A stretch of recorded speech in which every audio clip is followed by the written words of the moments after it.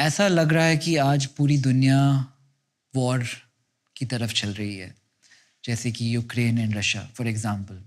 जब ऐसे देशों में इंडियन नेशनल्स होते हैं और आप इंडिया के प्रधानमंत्री की डेजिग्नेशन से उनके लिए रिस्पॉन्सिबल इन अ वे हैं, तो आप इसके बारे में कुछ बोल सकते हैं? Like can you build on this?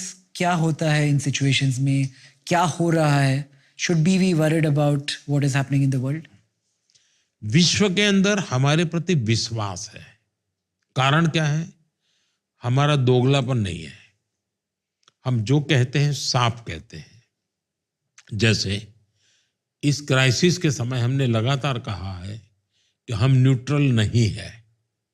मैं लगातार कहता हूं हम न्यूट्रल नहीं है। जो लोग कहते हैं कि हम न्यूट्रल है, मैं न्यूट्रल नहीं हूं। मैं शांति के पक्ष में हूं। मेरा पक्ष है शांति, और मैं उसके लिए जो प्रयत्न होगा उसमें साथ दूंगा। मैं ये बात रशिया को भी बताता हूं, मैं बात यूक्रेन को भी बताता हूं, ये मैं ईरान को भी बताता हूं, मैं पैलेस्टाइन को भी बताता हूं, इजराइल को भी बताता हूं। और उनको मेरी बात पे ये भरोसा है कि मैं जो कह रहा हूं वो सच कह रहा हूं, और उसके कारण भारत की क्रेडिबिलिटी बढ़ी है। तो जैसे देशवासियों को है कि भाई संकट होगा तो जरूर मेरा देश मुझे संभाल लेगा, वैसा दुनिया को भरोसा है कि भाई भारत कहता है मतलब वो मानता है। देखिए, जब कोरोना की स्थिति आई तब हमारे नौजवान भारत के वहीं पर थे जहां सबसे पहले ये घटना घटी। अब उनको वापस लाना था, तो मैंने एयरफोर्स के लोगों को कहा, भाई देखिए ये संकट का काम है, वॉलेंटरीली जो आगे आएंगे मैं उनको ये काम दूंगा।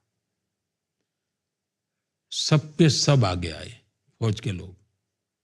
यानी एक प्रकार से मौत को साथ लेकर के चलना वैसा ही था। वो लेकर के आए, भगवान की कृपा से कोई नुकसान नहीं हुआ। पाकिस्तान के लोगों को भी लाए, नेपाल के लोगों को लाए, बांग्लादेश के लोगों को लाए। तो मेरे मन में भाव यही है, भाई मेरा देशवासी, उसको मुसीबत हो तो कौन उसकी चिंता करेगा।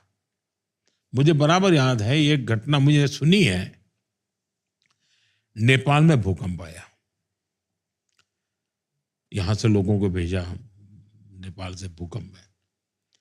किसी ने मुझे बताया कि 3-4 दिन के बाद जब विमान नेपाल से हिंदुस्तान के लोगों को लेकर के आ रहा था, क्योंकि जाता था सामान लेकर के, आता था लोगों को लेकर के वापस, ऐसे ही हमने किया। तो एक सज्जन हवाई जहाज में खड़े हुए, पूरा जहाज भरा हुआ था। उन्होंने कहा कि मैं एक डॉक्टर हूं, मैं जीवन भर सरकार को गालियां देता रहता हूं, जो भी सरकार हो हर गाली को देता हूं।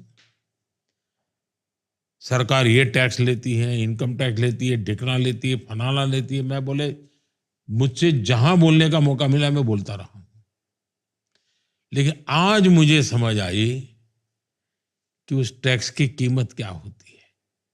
आज जो मैं जिंदा वापस जा रहा हूं,